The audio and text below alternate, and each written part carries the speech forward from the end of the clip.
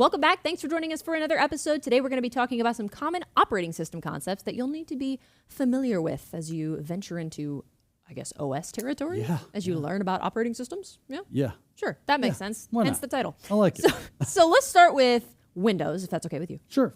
Let's start with the Windows registry. I feel like I have seen on I'll take little quizzes online just to see what I know. And I see H key _ something something. I see that a lot. What is that? So it's also referred to as the hive. And this is what makes the operating system run and do all the things it does. Every detail behind the operating system is stored in some value, in some area in the Windows registry. Okay, this is why it's an important operating system concept and why we're bringing it up for you today, right? If you've never played with the Hive before, good for you, because you can break things easily. Because remember, it's everything about the operating system. Every detail, every configuration, every knob, every button, everything, the color, the size, the shape, anything about the operating system, it is in here. So if you make a mistake and change something to a value that it does not understand, that thing is now broken. Now you can back up from some of these breaks. Some of them you can't. So it's always a good idea to tread very carefully when you're waltzing around inside of the Windows registry.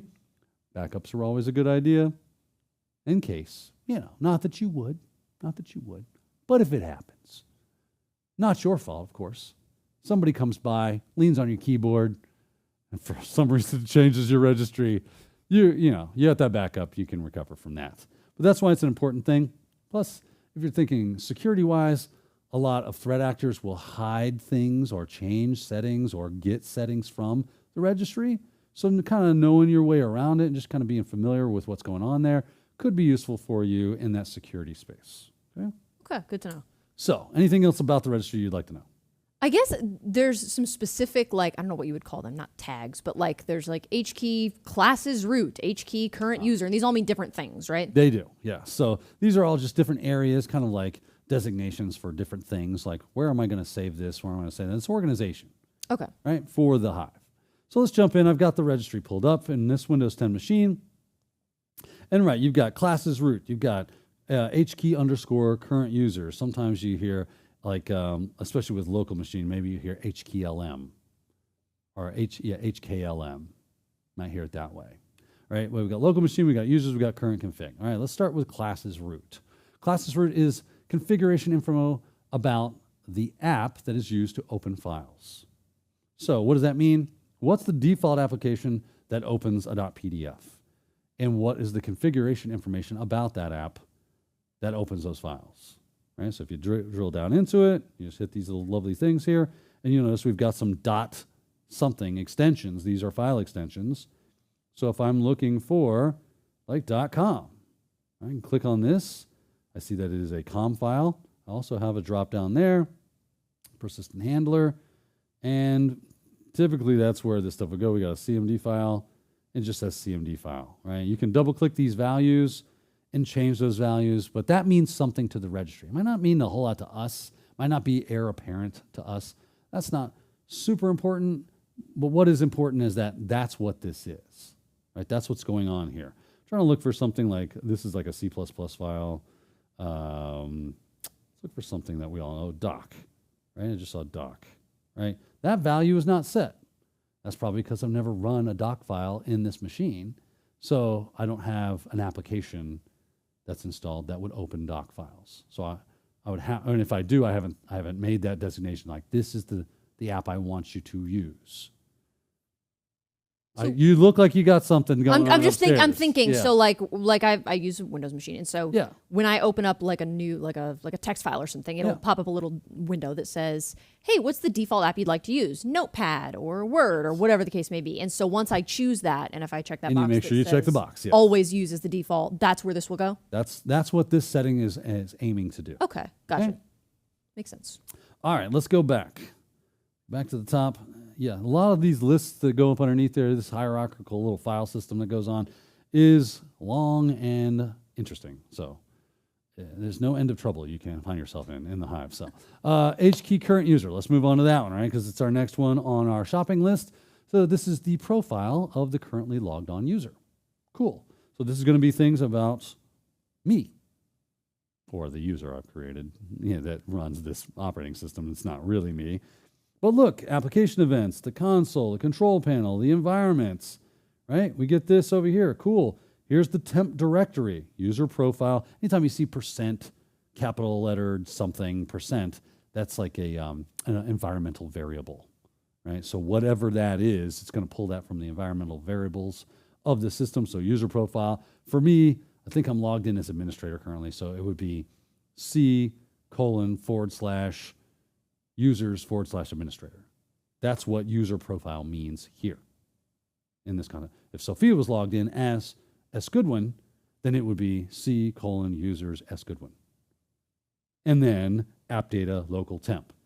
That's where the system knows to store temporary files for her. Under administrator would be for me, and so on and so forth, right? We also got this one here, OneDrive. So lots of fun stuff in here. What else we got? Network stuff, printers that have been set, software installed, anything about the system that is controllable by the user, current control set. You can kind of drill down and kind of look at these things. So it is interesting to kind of bounce through. Don't make a bunch of changes or at all. But yeah, look through it, enjoy it. It's your car. You can drive it if you like, right?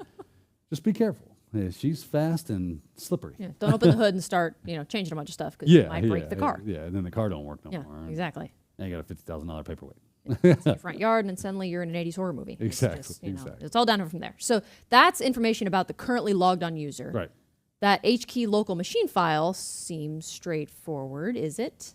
What do you think it is? I think it's information about the machine that is local to you. Ding, ding, ding, ding, ding. You got it. Yes. All right. This is information about the machine, hardware, software configuration stuff that it needs to know about, right? So this is one that you probably are going to dig into a little bit. You can see I've been in here because I've already got that one drop down with the SAM, right? And you'll notice value's not set. But the SAM is basically where you store password hashes. It's one of the areas in which password hashes are stored. So that's something interesting that we should know about, right? That stuff is in here and could be something interesting. We got security as well. We got stuff about software again, software and hardware. This is all config data for that. I see I've got Intel software in here. I've got Loft Holdings, which is fun because they make LoftCrack, which is for cracking passwords. It's like I was doing password stuff with this machine at some point in time. Lore. I won't say that I have been. Can neither confirm nor deny. That's right. The activities taking place on this machine. Next question. Anybody else? I've got OpenSSH in here, like Microsoft. Let's look at Mozilla. What's this? Native messaging hosts key. So that's not set. Google's probably like the Chrome browser or maybe Edge. Browser score. So there you go. Just some information about that piece of software and a registry setting for that.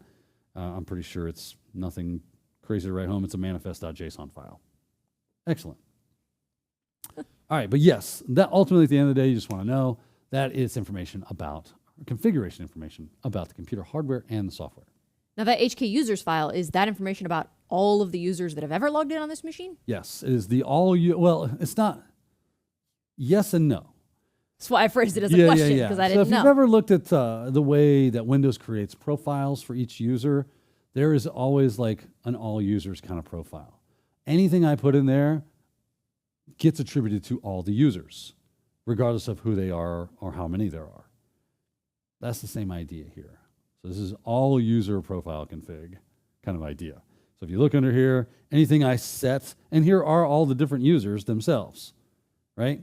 So if I want to go for this user, these are the SIDs for those users. I can come in here and make changes and apply to everything if I need to, right? And then, of course, last but not least, HKey current config, which, well, it's our fun one. It's the system startup hardware profile. Weird little one there, but you can go in there and check out software and the system itself. Current control set, kind of get down into the guts of the thing. I got this TSDDD. I'm not really familiar with what this is. But it looks interesting. Attached to desktop. And it is set to being like either on or one or yes. because it does have a value of 1. So cool. There you go. Cancel that out. There's the Windows registry. The big key takeaway is that this thing runs your operating system when it comes to Windows, and you can get in there and really get some interesting information out of it, or set some information if you need to make your system do X, Y, or Z. It can be useful from time to time, so just be familiar about it. And now that we've run through kind of each of those files and taken a look at what's in that like hierarchy, looked at the Windows registry, it would just make my heart so happy if we could talk about system hardening. Okay. It would make my heart so happy. Here's system hardening, right? System hardening. I don't know if you know this, but every single operating system out there has vulnerabilities, either through a default configuration that's just a little too loosey and goosey, right? A little too allow happy, or whatever. Because of that, we as security administrators need to do our due diligence to go in and go, you know what, let's just set that as off. Let's turn that off, or tighten those permissions down to be a bit more restrictive. That's our job. That is the idea of system hardening. That we go in and go, these defaults are not going to fly. We need to change this. We need to make them more secure. If they're not opted into some security already, we are going to do that and flip that switch. That's what we're doing with system hardening. Now, the cool thing is there are system hardening guides out on the internet. You can find them. You can follow them. They're great. Right, so if we jump to, let's get a browser open. Do I have a browser? Yeah, there we go. And we'll just do a little Google search for system hardening guide.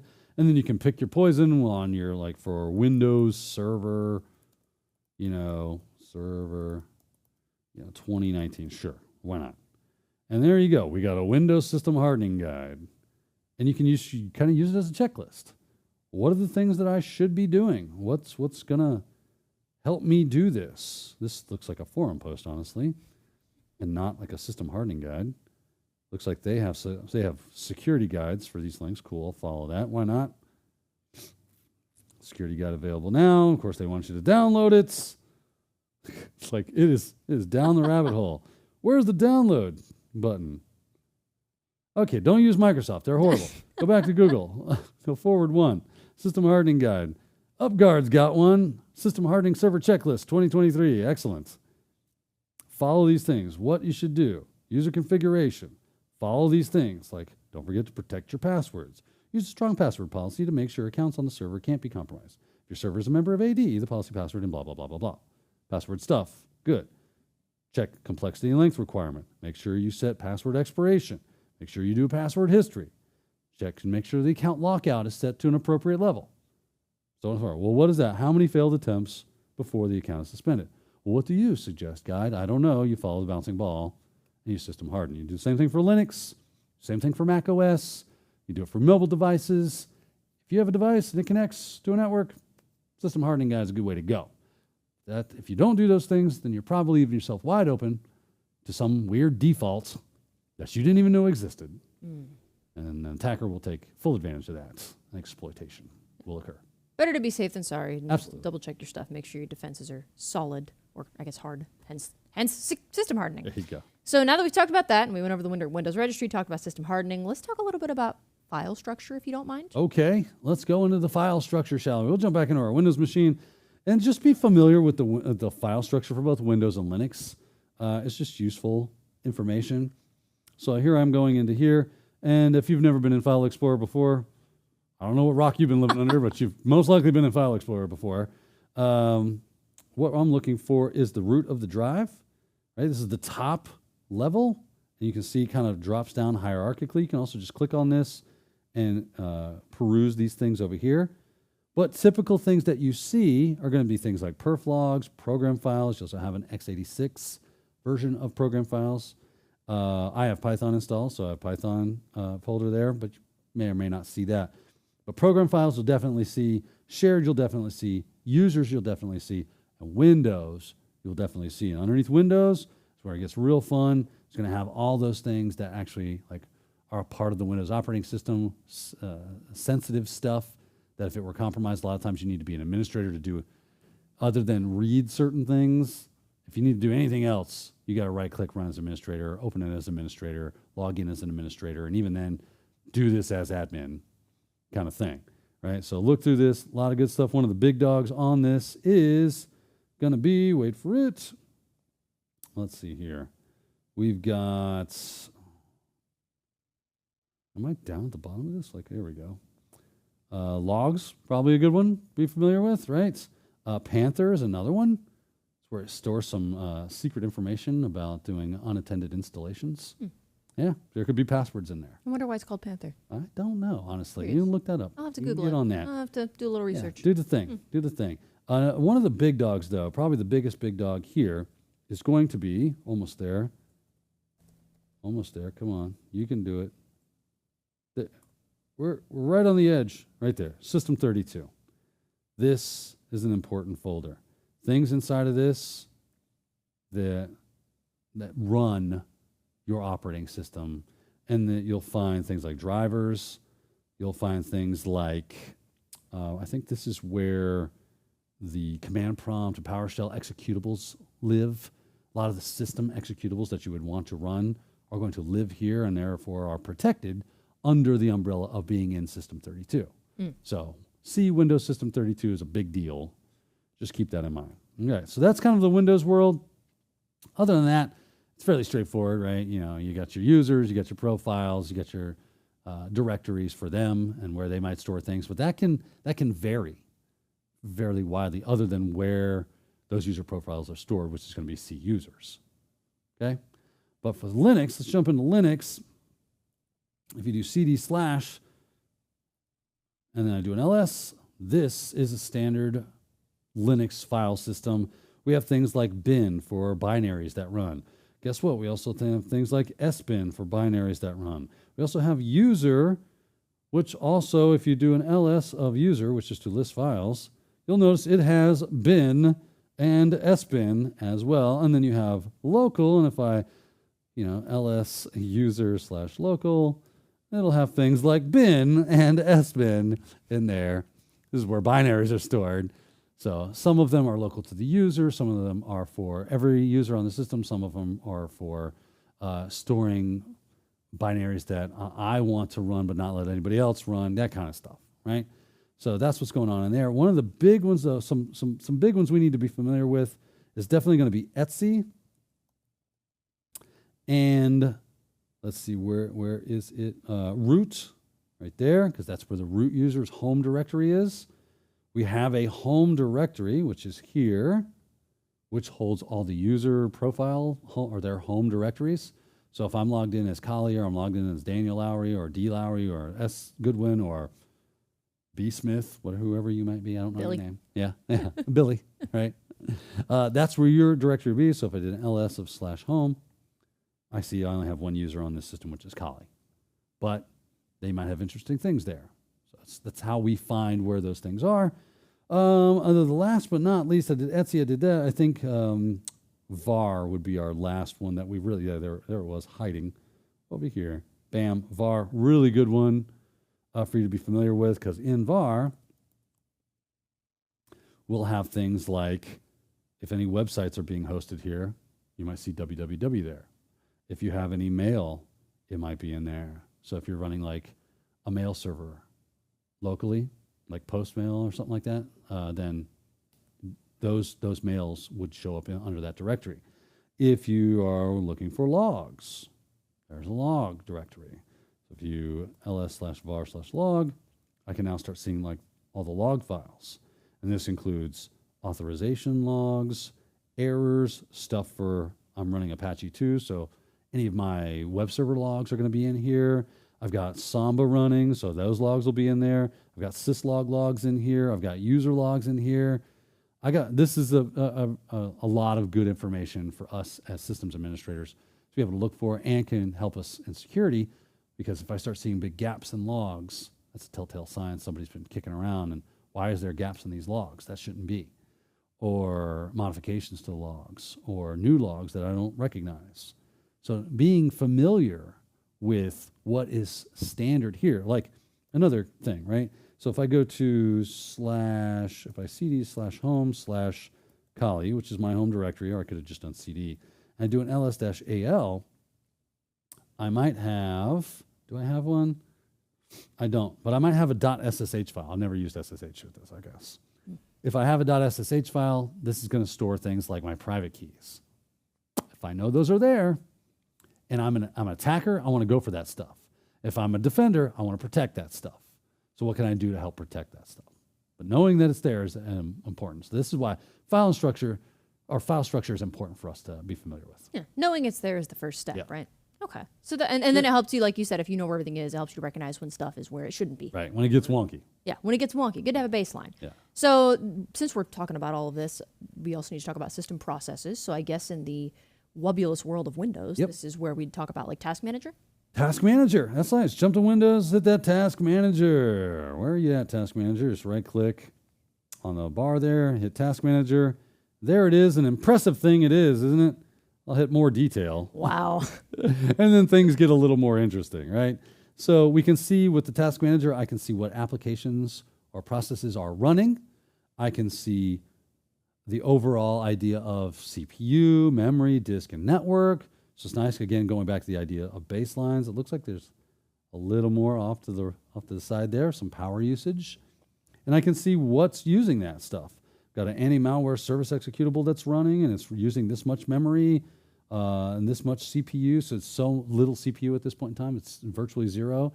I can go into performance and kind of take a look at what my performance looks like. Again, like Sophia said, the idea of baselines. I need to know what normal looks like here so that when abnormal occurs, I easily spot it. It's like going to get blood work done. So you know what your normal levels are, and then when there's a spike or a change, you know I'm in trouble. And when you're in the Windows world, the Linux world, you can use top for this.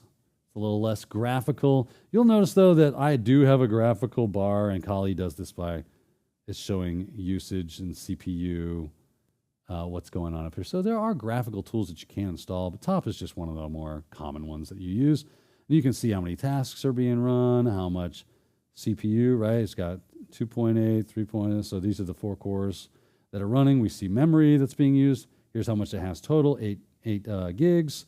It's currently using 3. Oh, no, I'm sorry, that's free. That's how much free. I'm currently using a lot of RAM. No wonder. I had this thing bogging down me right before we started. I'm like, I got to stick some more RAM. And that's why, because it's hitting the limit. I had it at 4 gigs, and it was struggling. Pretty hardcore. Swap space that's being used. So a lot of information. Of course, there's also these lovely processes that are being used. I can kind of shrink this down. You can see more. And you can see a lot of the same stuff we saw over on the Task Manager. The thing that's being run, how much time it's being used, CPU and memory that it's utilizing, some of the other interesting bits and pieces, and what user is running, what's their process identification. So this is a nice thing. HTOP is like what we like to call pretty top. I don't know if I have it installed. Do I have HTOP installed? Nope.